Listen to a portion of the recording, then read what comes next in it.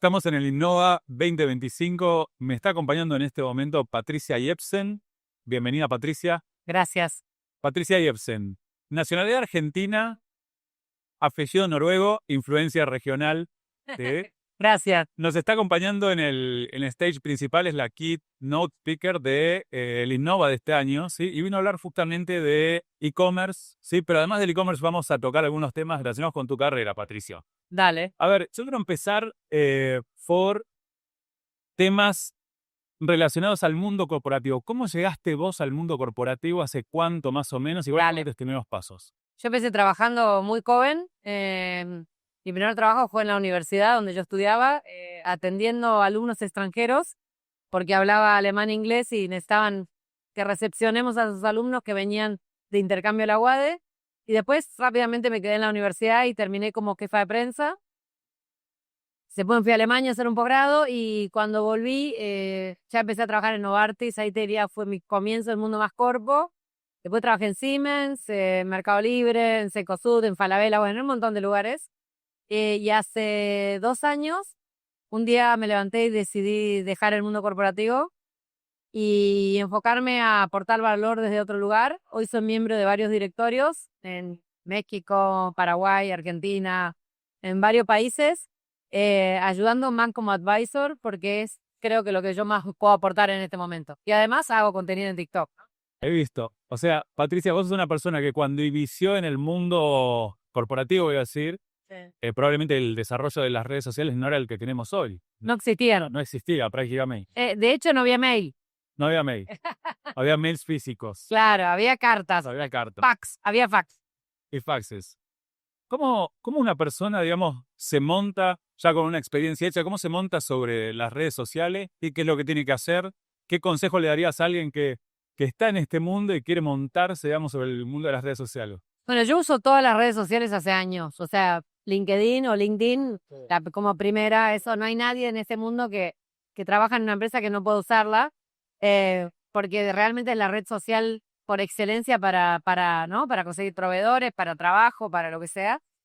Pero siempre, como estudié comunicación y relaciones públicas, siempre cuando salió una red nueva la empezaba a usar. De hecho, TikTok lo uso desde pandemia.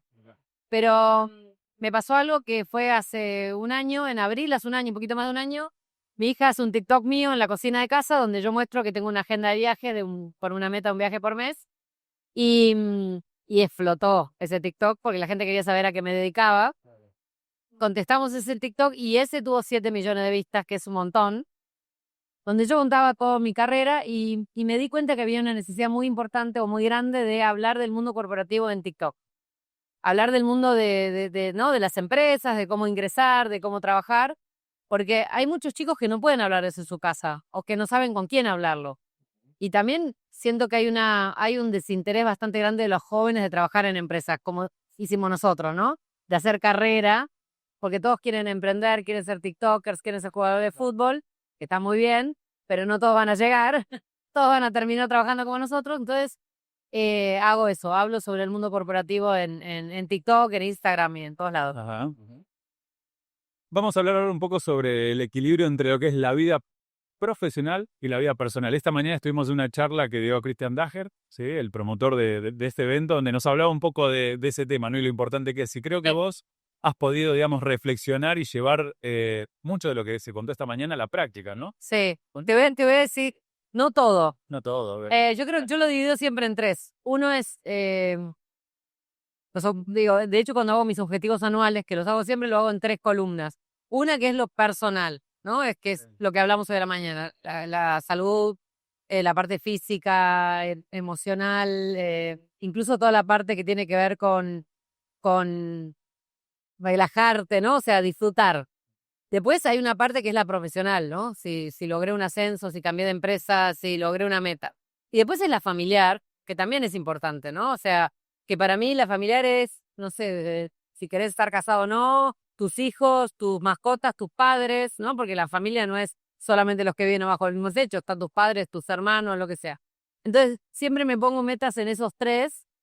A mí la laboral y la familiar me salen bien. La personal no sé si soy la mejor. Así que hoy a la mañana escuchaba y digo, cuántas cosas, las tengo muy claras, pero no siempre me salen bien. Y creo que a veces es difícil implementar mucho en el día a día, ¿no? Porque el día a día te va comiendo. Es que el trabajo, a mí no me cuesta nada trabajar, Claro. porque me gusta lo que hago. Entonces, a mí la agenda se me llena muy rápido de actividades profesionales y después lo personal a veces lo dejo de lado. O sea que me quedé pensando hoy después de la charla. Y me imagino que vos que estás acostumbrada además que tenés una buena base de seguidores en TikTok, antes nos comentabas que tenías 300.000 Sí, seguidores en TikTok. casi. Bueno, casi 300.000, digo, es una buena base. De alguna manera eso te pone también la obligación de generar contenido todo el tiempo y esa obligación también es un temita más que tenés que sumar Uno al día a más. día. No, o sea, hacer contenido en redes, primero que si vos no haces todos los días, te sanciona TikTok, o sea que tenés que hacer todo el tiempo. Además, tenés que llegar a todos los públicos. Yo tengo gente muy joven que me sigue, que está buscando un contenido. Después tengo gente que está más en el mundo corporativo, como todos los que están acá, que me saludaron, que son más gente que ya tiene varios años y que está como haciendo carrera. Después tengo mamis que me siguen por sus hijos y me dicen, no, porque te sigo, porque se lo mando a mi hijo. Entonces tengo que hacer contenido para todos. Y sí, te lleva tiempo, obvio, te lleva tiempo. Voy a saltar ahora un tema porque estás tocando algo que sin querer lo estás diciendo, digamos, en tu narrativa. Estás pensando en diferentes públicos.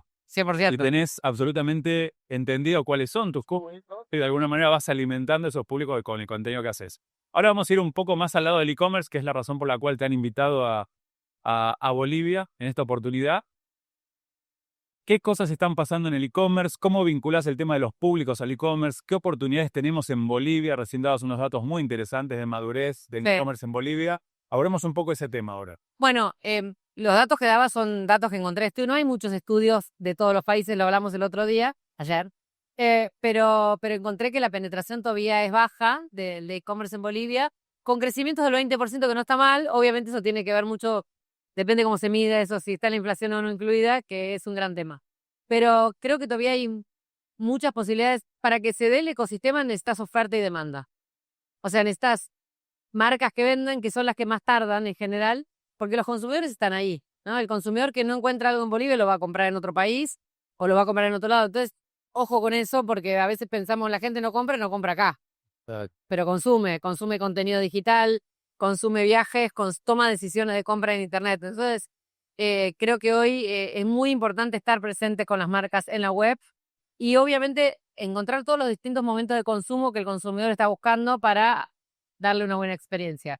Eso significa desde el celular, desde WhatsApp, desde, no sé, desde una app o desde donde sea, pero estar, porque si nosotros no estamos, van a buscarlo en un competidor. Exacto. A ver, recién comentabas un par de números muy interesantes, además en términos de cómo el e-commerce está evolucionando a nuevos canales. Recién mencionabas creo que 17, 14 canales 14 diferentes. donde nosotros podemos atender a nuestros clientes. Claro, antes teníamos un local, ¿no? Cuando hace 40 años, no tanto, Sí. teníamos un local de venta. Después Apareció el físico. después aparecieron los formatos, ¿no? Tenemos distintos formatos. Después apareció la página web o la venta telefónica histórica. Después apareció la venta por WhatsApp. Después aparecieron los chatbots. Y hoy hay infinidad de canales. Exacto. Hoy en día, ¿cuál es el que a vos más interesante encontrás para explotar de lo que es el e-commerce? Yo creo que el WhatsApp Commerce es algo que tiene muy buenas tasas de conversión y sobre todo una tasa de apertura muy alta. Creo que los chatbots, siempre que podamos cerrar la venta 100% ahí, no que sea solamente un lugar de consulta, que sea un lugar de ventas, creo que es súper O importante. sea, que el journey del cliente empiece en WhatsApp y termine en WhatsApp. habiendo pagado y habiendo Todo, pagado la terminado. entrega. A veces vuelve a la web y termina ahí, ¿no? Por ejemplo, una cosa que se usa mucho en WhatsApp es en el funnel de conversión, ¿no? Que es un embudo de conversión para los que no entienden, que vos vas mirando los distintos lugares donde perdés al cliente. Hay cliente que lo perdés arriba, hay cliente que lo perdés en el pago, hay cliente que lo perdés en la logística. Y entonces vos vas interactuando con WhatsApp para recuperar esos clientes y eso tiene resultados excelentes. Ajá. ¿Qué países en Latinoamérica ves que están más avanzados en términos de la adopción del e-commerce? Los que están históricamente más avanzados son Brasil, Argentina, México, que son los más grandes, pero no, creo que y Chile también, creo que tiene que ver con que los retail están más avanzados. Claro. Esto es re importante. Obviamente también tienen grandes plataformas como Mercado Libre o lo que sea, pero si el retail está maduro y realmente tienes toda su oferta online, el cliente va a estar. Claro. Recién comentabas, Patricia, en la presentación que diste que entraste a Mercado Libre cuando Mercado Libre tenía 200 empleados, ¿no? Hoy en día no sé cuánto, pero deben ser 1.000. 100.000. 100.000 empleados. En Latinoamérica. Además es la empresa en términos de facturación número 1 de toda la... Es uno de los grandes unicornios de Argentina, cotiza en bolsa, está entre las 100 empresas más grandes. ¿Cómo fue la experiencia, digamos, de ese Mercado Libre que estaba, no sé si iniciando es la palabra? No era iniciando porque inició en el 99, Claro. pero no ganaban plata, no cotizaba en bolsa, o sea, era un startup. Fue muy interesante, aprendí muchísimo, tuve la suerte de trabajar con Marcos Galperín, con Hernán Casá, con Juan Martín de la Serna, que estaban, algunos todavía están. Marcos acaba de renunciar como CEO, pero estuvo muchos años. Y era el comienzo del e-commerce también, o sea, en Argentina en ese momento había muy poco retail online, no había buena logística, no había medios de pago digitales buenos, se pagaba contra entrega. Muchas de las cosas que fue desarrollando Mercado Libre también, ¿no? Por eso tiene su propia billetera, tiene centro de distribución, tienen aviones para logística, tienen todo, pero ellos también fueron impulsando y desarrollando el ecosistema, ¿no? Claro, lo interesante es cómo empezaron en un lugar y en el camino fueron, digamos, evolucionando, adaptándose a ciertas necesidades que iban encontrando ellos en el mercado y que de alguna manera eran una barrera para seguir vendiendo. Porque el motor del negocio, durante mucho tiempo por lo menos de Mercado Libre, fue el marketplace, ¿cierto? 100%. Pero en ese momento, en donde yo entré, era el marketplace. Pero de alguna manera, cuando se fueron desarrollando estas soluciones, que eran fricciones, por ejemplo, el tema de pago, esas líneas de negocio también empezaron a ser muy rentables, ¿no? Obvio. El sistema Mercado Libre. No sé la participación hoy, pero Mercado Pago es súper importante. De hecho, creo que ahora hasta quieren abrir un banco, o sea. Exacto. Qué importante que es entonces, de alguna manera, entender cuáles son las necesidades, las fricciones, ir bajándolas, creando soluciones tecnológicas que siempre enfocados, recién lo tocabas en tu presentación, enfocado en una necesidad del cliente, ¿no? Y recién hablabas del target, ¿no? Che, ¿qué necesidad tiene? Hay que escuchar a los clientes. Nosotros a veces creemos que sabemos todo o que tenemos todo con la información, que es muy importante hoy en día más que nunca, pero sentémonos a escuchar a los clientes es muy importante, ¿no? Entender realmente a dónde aprieta el zapato, qué es lo que les molesta, dónde no están contentos. Ajá.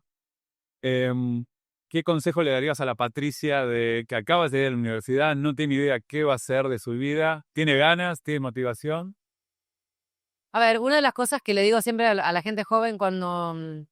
Primero es que hagan algo que los haga felices y que los divierte, que los desafíe, porque si hacemos algo que no nos gusta, la probabilidad de que nos vaya bien es muy baja, ¿no? O sea, cuando hacemos algo que no nos gusta y no le ponemos garra, ¿no? Entonces es muy difícil.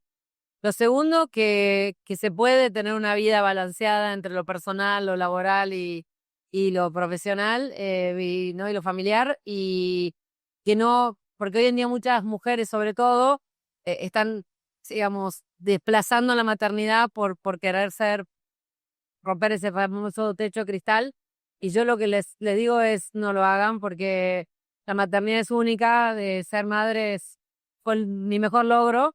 Tengo 2 hijas increíbles y creo que es súper importante poder hacerlo también. Obviamente con la ayuda de nuestra pareja, que también le toca... Un equipo, ¿no? Es un equipo 100%, ya no es el que te ayuda, sino es el 50-50, ¿no? 50-50. Entonces creo que eso es súper importante, pero sobre todo eso, ¿no? Hacer algo que nos gusta y tratar de no dejar nada de lado, Bueno. ¿no? En la medida de lo posible hacer todo. Bueno, Patricia, ha sido un gusto charlar un rato. Gracias a vos. Gracias por estar en Bolivia, en el nuevo... Feliz. No venía hace 20 años, así que estoy muy contenta de estar acá. Está lindo Bolivia, cada vez más lindo. Gracias. Gracias por estar.